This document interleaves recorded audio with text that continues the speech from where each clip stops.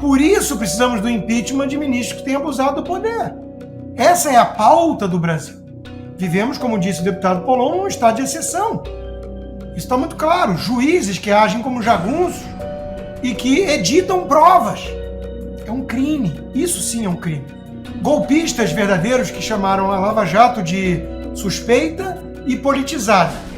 Eles são suspeitos, protegem os seus, perseguem o bolsonarismo e politizaram o STF e se vangloriam disso. Nós temos que dar um basta. Fala pessoal, sejam todos bem-vindos para mais um vídeo recheado de informações da política, tudo o que acontece em Brasília você fica sabendo por aqui. Eu já peço para você se inscrever em nosso canal e ativar o sininho das notificações para você não perder nenhum conteúdo. Também é muito importante que você deixe o like nesse vídeo para que o YouTube entregue para o máximo de pessoas e, se possível, também compartilhe ele nas suas redes sociais. Fazendo isso, você nos ajuda muito. Então, sem mais enrolações e mais delongas, vamos aí para as novidades da política. Tudo o que aconteceu de mais importante você vai ver a partir de agora. Davi Alcolumbre, que disse que o impeachment de ministros do STF só causaria problemas. O presidente do Senado afirmou que votação do impeachment de ministros causaria problemas em um país já dividido, e defendeu que a prerrogativa da Casa de pautar impeachment de ministros do Supremo deveria ser revista. Em entrevista ao Podc Liberados, ele argumentou que, abre aspas, cada poder possa conviver dentro das suas atribuições, fecha aspas. E sobre o 8 de janeiro, Alcolumbre disse que deve haver, abre aspas, mediação e modulação nas penas, sem uma anistia igual para todos. Rodrigo Constantino. Alcolumbre disse que não vai ter impeachment, não vai ter anistia. Agora, isso foi poucas horas após ser eleito presidente do Senado. Será que quem apoiou sua eleição já está arrependido? Eu não sei se está arrependido, Caute, porque o argumento dessa turma que optou pelo pragmatismo é de que ele já estava com a vitória garantida. Melhor tentar alguma comissão que a gente está ainda a esperar para ver o que realmente vai contribuir aí, né? O Eduardo Bolsonaro, por exemplo, no Congresso, na Câmara, tem feito um trabalho inegável a favor do Brasil. Tanto é que virou alvo, né, dos petistas, que acusam ele agora de atentar contra a soberania nacional e as pataquadas. No Senado, a gente precisa ver, talvez o irmão dele agindo com mais vigor também. A gente vê a turma do Novo, o senador Girão, o Marcel na Câmara junto com o Eduardo. Precisávamos ver essa dobradinha, novo bolsonarismo, no Senado também, né? Então, eu entendo o argumento, já disse várias vezes aqui, entendo o argumento. Já está lá mesmo, então vamos pelo menos tentar ganhar alguma coisa. O problema desse raciocínio é que tem um custo moral elevado. É o Alcolumbre. E fica difícil agora você chamá-lo pelo que ele é, né? Um cúmplice do sistema. Precisamos de independência dos poderes. Sim, cara pálida. Por isso precisamos do impeachment de ministros que têm abusado do poder. Essa é a pauta do Brasil. Vivemos, como disse o deputado Polon, num estado de exceção. Isso está muito claro. Juízes que agem como jagunços e que editam provas. É um crime. Isso sim é um crime. Então nós estamos aqui diante de golpistas verdadeiros que chamaram a Lava Jato de suspeita e politizada. Eles são suspeitos, protegem os seus, perseguem o bolsonarismo e politizaram o STF e se vangloriam disso. Nós temos que dar um basta. Agora, de onde menos se espera é que não vem nada mesmo. Alguém achava para valer que o Alcolumbre seria o cara para fazer isso? Não, ninguém esperava. Então, o argumento de falar, não, temos que dar apoio porque vamos ter em troca comissões, é um argumento que a pessoa que defendeu isso tem que estar disposta a arcar com um custo. E o custo que eu estou vendo que me preocupa agora é que se você criticar o Alcolumbre pelo que ele está fazendo, isso passa a ser visto como traição, desgastar Bolsonaro, coisa e tal. Intergaláctico. Aí não. Aí é bobagem. Nós temos que nos unir contra os monstros do pântano. E os monstros do pântano são responsáveis pela situação que o Brasil vive e são figuras como Alcolumbre e Rodrigo Pacheco. Nós temos que ter a obrigação também de não deixar cair esse nome no esquecimento. Rodrigo Pacheco, que fez esse papel sujo até aqui E aí vai o quê? Sumir? Flanar? Como se nada tivesse acontecido? Não no meu turno. Not under my watch, como dizem os americanos. Eu vou continuar denunciando quem é inimigo das liberdades básicas no Brasil, venha de onde vier. Pois é, consta, Davi Alcolumbre, sucessor do ex-presidente da Câmara, Pacheco, que aparentemente tem ambições políticas e se candidatará, será candidato ao governo de Minas Gerais daqui 1 ano e meio, né? Daqui nas próximas eleições, a ver o resultado disso. Jorge Serrão, sua opinião sobre essas declarações de Alcolumbre, sem anistia, sem impeachment.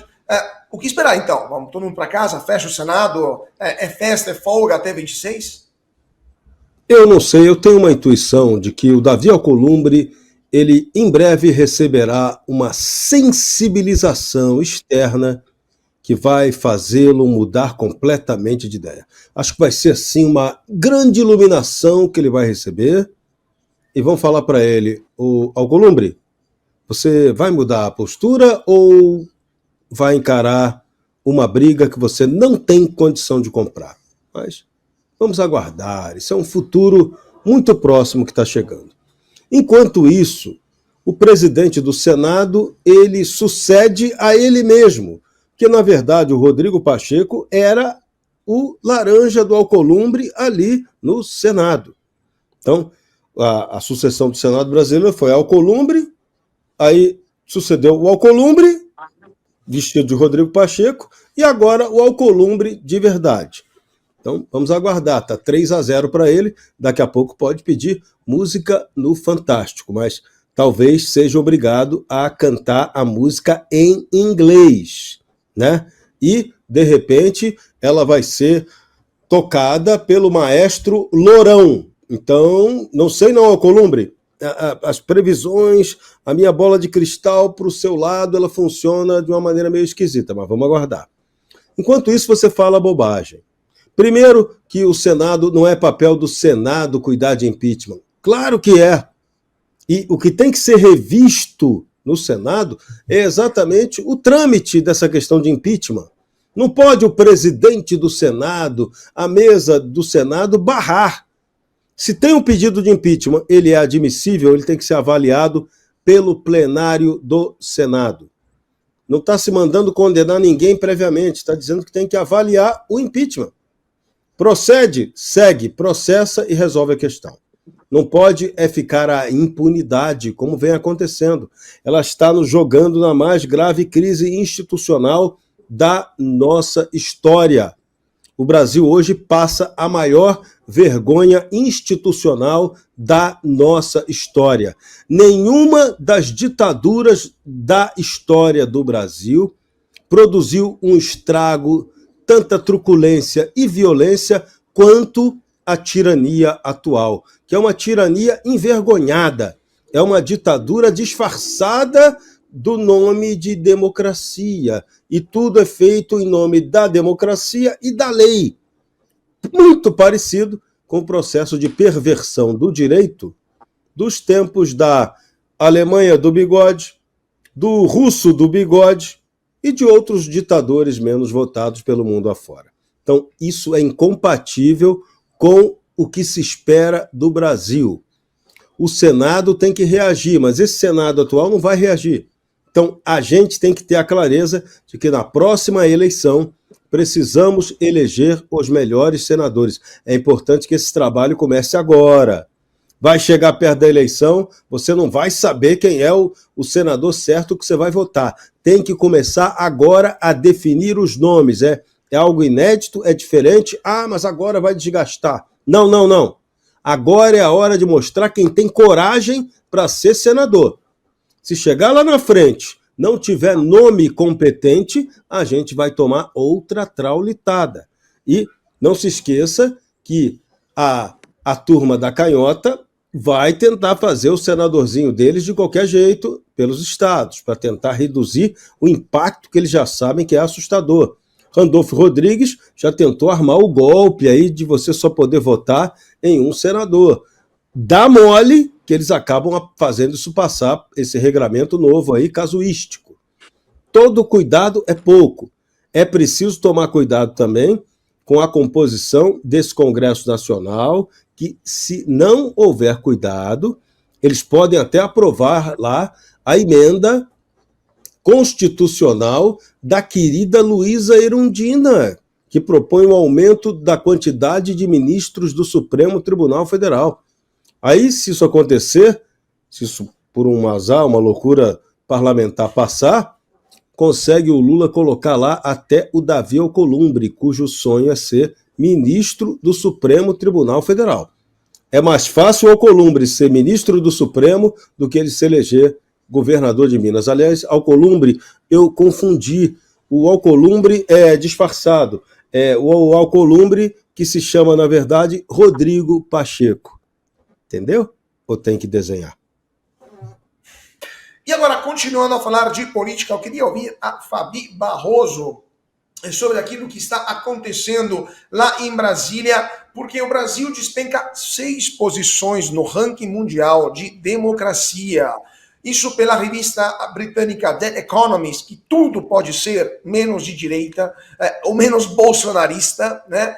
E The Economist cita decisões do STF como fator principal para esse rebaixamento.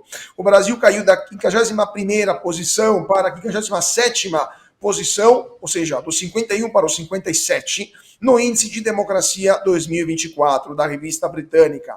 A publicação classifica o país como, abre aspas, uma democracia falha, fecha aspas, e aponta decisões do STF como principais responsáveis pelo rebaixamento. O relatório criticou a suspensão temporária do X durante as eleições e ameaças de multas de usuários que usam VPN, que são aqueles programas para burlar a censura no Brasil e em outras ditaduras mundo afora. A publicação britânica afirmou que, abre aspas, restringir acesso a uma grande plataforma de mídia social dessa forma não tem precedentes entre países democráticos, fecha aspas. Fabi Barroso, das duas uma, ou o ministro Alexandre de Moraes enfia a The Economist no inquérito do fim do mundo, ou ele vai admitir que a The Economist tem razão. O que você acha que vai acontecer? Olha, complicado, eu não vou nem opinar, não vou dar uma resposta porque eu não sou maluca a esse ponto. Mas eu queria até juntar uma pauta com a outra, a pauta passada com essa. Quando a gente fala do Alcolumbre, pelo amor de Deus, me deixa criticar o Alcolumbre sem cair nas costas do Bolsonaro, obrigada de nada. E eu quero também criticar o Hugo Mota com a mesma condição. Né? O Hugo Mota hoje, então assim, não adianta a The Economist falar isso, colocar ranking, fazer esse tipo de pressão, que eu creio que é uma pressão americana, né, que já começa a falar, olha, né, esses caras aí no Brasil estão exagerando o laboratório da censura. Se os nossos próprios parlamentares vierem com esse discursinho, eu vou ler para vocês, abre aspas, aí para Hugo Mota, presidente da Câmara. O povo brasileiro não aguenta mais briga com o espírito público na conciliação, vamos fazer um Brasil melhor, que essa ideia se multiplique por todo o país. Fecha aspas aí para o Mota. Aí vem a nossa querida amiga deputada aí, Bia Kicis, e coloca o óbvio aqui embaixo, para a pessoa entender o clima, né? Senhor presidente, sou uma pessoa de diálogo e de paz. Não haverá paz enquanto houver presos políticos, mães presas e longe dos filhos por uma pichação, mães com salários bloqueados porque o marido foi preso. Os piores criminosos não sofrem tais abusos. Queremos paz com hashtag anistia já. E eu assino embaixo isso aqui. Então, para entender, não adianta a gente ter uma pressão internacional, né, vir em revistas e já dizer o óbvio, né, ainda bem que estão acordando. Agora só falta o relatório da OEA para cravar, né, o nosso gol aqui de vergonha internacional, mas que é verdade, né, é verdade dos fatos. Nós temos aí um tribunal de exceção muito bem dito pelo Polon, eu também assino embaixo. Nós temos aqui uma juristocracia em andamento, para quem não sabe isso, é a ditadura da toga formalizada, é o que nós temos, estão até falando de política externa. Aí a gente vê que o Brasil despenca 6 posições num ranking americano. Meus amigos, se o Hugo Mota continuar nessa vibe, e o Alcolumbre também falando, ai, olha, a gente não pode brigar, tá feio a briga. Não, gente, tá feio quem não fica no seu quadrado. Então, é a ausência de controle de constitucionalidade que está previsto na Constituição. Então, para os dois, para as duas câmaras, para os dois representantes, né, pelo amor de Deus, vocês vão se tocar ou não? Se não se tocar, acho que o povo vai dar uma tocada neles, principalmente nas próximas eleições. Aí eu vou aproveitar aqui que eu já peguei a palavra e já vou agradecer aqui também vocês que estão aqui na sexta-feira pré-carnaval, mas confiando aqui no nosso trabalho, eu vou agradecer o Ricardo Sakai, o Antônio Julismar, Geslene Cortes, Rodrigo Teixeira, Fernando Lopes, a Maricia Aparecida, Isaías Silva, Antônio Leonardo, Flávio Luiz, Samir Júnior, Aide dos Reis, José Dias, Marcos Lima, Patrícia Alves, Geraldo José e a Vanusa Oliveira acabou de entrar aqui na nossa lista, que está nos ajudando aqui no Pix da Bradock. E eu agradeço muito, além de vestir a camisa do Bradock, você que está do outro lado saiba que nós temos orgulho de dizer que não dependemos de dinheiro público e, portanto, a nossa independência é assim, ó, como vocês veem, transparente. A gente pode errar, pode acertar, mas a gente não mente para vocês porque tem alguém nos pautando. Somos livres e isso, no Brasil atual, já é o bastante. E aí eu aproveito já que o Polon está conosco hoje para dizer, Polon, em nome aí dos parlamentares, que eu sei que faz um bom trabalho e não pode passar batido por culpa dos outros que não estão fazendo, tem uma bancada muito boa aí, parabéns Polon, Biaquices, Eduardo Bolsonaro tem feito um excelente trabalho mesmo, principalmente dessas relações internacionais, mas todo o restante que cada um está comprando uma boa briga e não é momento de divisionismo, galera. Vai dividir em outro lugar, mas nos deixa em paz. A gente vai falar da Alcolumbre e a gente vai falar do Gumota. Eu não votei no Alcolumbre nem no Gumota. Agora, em quem eu votei, eu vou cobrar. Então, bancada direita, se preparem, porque nós aqui vamos cobrar. Eu queria ouvir o deputado Polon sobre isso, então, sobre essa queda do Brasil no ranking mundial de democracia, porque, deputado, não é a primeira vez que isso acontece.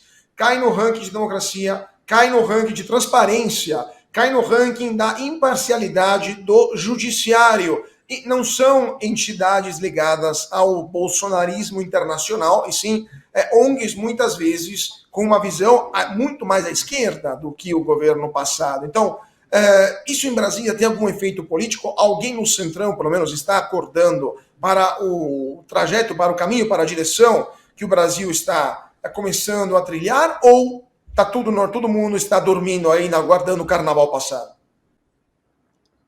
Olha, obrigado, Cássio. Vocês me desculpam, gente, rir, porque é o que dá para fazer. O cenário é absurdo. Eu achei que caiu pouco, caiu também no da corrupção. E eu achei que caiu pouco porque eles não têm noção do tamanho da extensão, da destruição das garantias fundamentais que a gente vive. Volto a falar, me dá o telefone do Andrade, tirem o passaporte italiano, porque você no Brasil vai preso porque falou. Você vai preso porque falou, simples assim.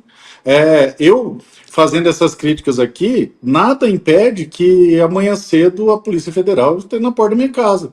Você vai preso porque falou, se traficou, matou, roubou, fez rachadinha, tranquilo. Eu preso porque falou.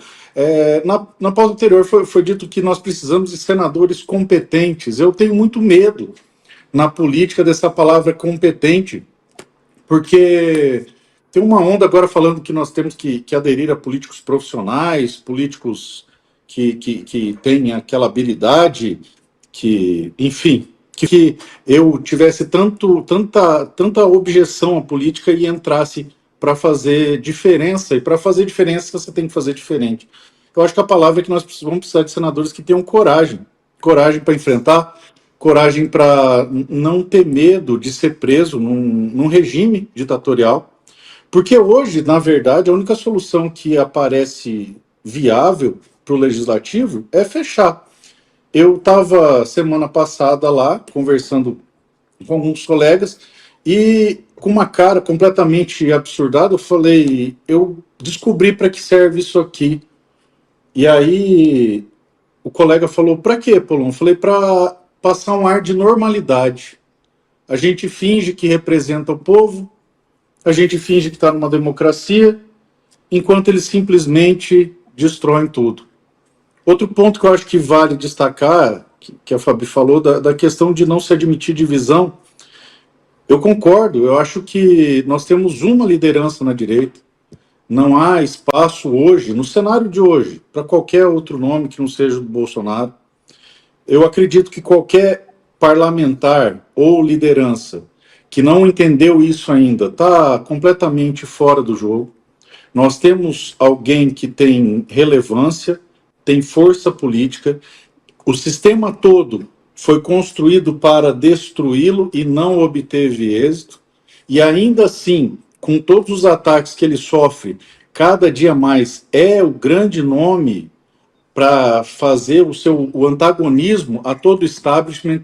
E para finalizar, eu entendo o seguinte: os políticos fisiologistas, do que eles chamam de centrão, ele não é a favor nem contra absolutamente nada. Os discursos, eles são modulados conforme o sabor do vento, de maneira que não me causaria estranheza se quaisquer um deles, sejam presidentes, vice-presidentes de casas e albergues e puxadinhos e kitnets, e enfim, wherever, qualquer um, desde a base até os mais poderosos e influentes, se houver uma luz, como o Ferrão falou, que desperte no coração deles um espírito patriótico de assegurar às pessoas o mínimo dos direitos e garantias fundamentais, eu não duvido que os discursos mais fervorosos em prol da liberdade, da anistia, ou até do impeachment de qualquer ministro, saia da boca de qualquer um deles. Eu não vejo o discurso de ninguém do grupo dos políticos fisiológicos, que são políticos profissionais, como opiniões. Para mim, é apenas um termômetro de como ainda está o Brasil. E que, a partir do momento que a gente começar a ver convergir para cá ou para lá, significa que o establishment está se enfraquecendo. E sim, eu acredito que vai se enfraquecer muito, mas muito rápido. Veja, só tem uma coisa que político gosta mais de voto do que voto, principalmente os fisiológicos. Ideológico não está nem aí para isso. É cargo e dinheiro. A turma está recusando cargo e dinheiro porque o Lula já começou a ficar tóxico, algo como um sapo césio, onde você se aproxima e adoece. Então, eu acredito que é questão de tempo para os discursos começarem a ficar mais efusivos em prol da liberdade de expressão, dos direitos e garantias fundamentais. A propósito, quero lembrar a todos que nos assistem, eu tenho uma PEC que estabelece a liberdade de expressão como um direito fundamental acima dos demais. A Fabi vai entender o que eu vou falar. No Brasil, todos os direitos fundamentais estão num balaio só. E aí, é como se você chegasse num buffet, eu vou ser bem rapidinho, falasse que eu posso comer o que aqui, Ferrão? Ô, Polon, você pode comer o que você quiser. Ah, então quer salada? Não.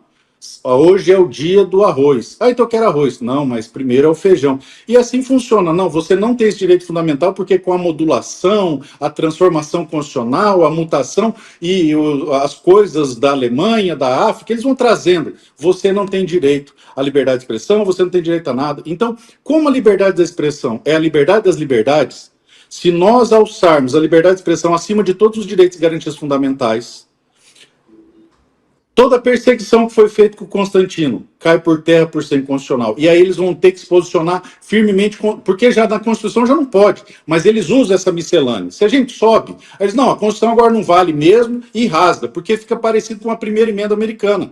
E é essa a minha ideia. E aí eu estava explicando para os deputados que isso derrubaria os crimes formais, essa coisa toda. E uma deputada falou, mas como é que seria? Eu falei, não, a gente não tem imunidade parlamentar do artigo 53? Tem. Eu falei, então, minha ideia é que todo brasileiro tem a mesma coisa. Ah, não, mas aí fica ruim. Eu falei, pô, mas que direita que é você, cara? Então, nós temos 50 assinaturas de um projeto bobo que coloca como principal das liberdades a liberdade de falar. Então, eu acho que por aí já é um diagnóstico do sabor do vento que nós temos hoje. E o discurso de qualquer um do Centrão é só simplesmente um termômetro para mostrar o sabor que o vento tá. Pois é, tem que reafirmar o óbvio via PEC, né, deputado? Vamos voltar daqui a pouquinho. Antes disso, escola bilíngue e sem doutrinação ideológica para o seu filho tem nome, é St. Mary's School. Ensino bilíngue tem nome. conhecimento também. São Marys, do maternal ao ensino médio, estudando e falando inglês. São Marys, São Marys, São Marys School. São Marys. Bom pessoal, esse foi mais um vídeo, eu espero que vocês tenham gostado. Se vocês gostaram, deixa o like aqui para fortalecer nosso canal. Logo eu volto trazendo mais informações da política para vocês. Um forte abraço, fiquem todos com Deus e até a próxima.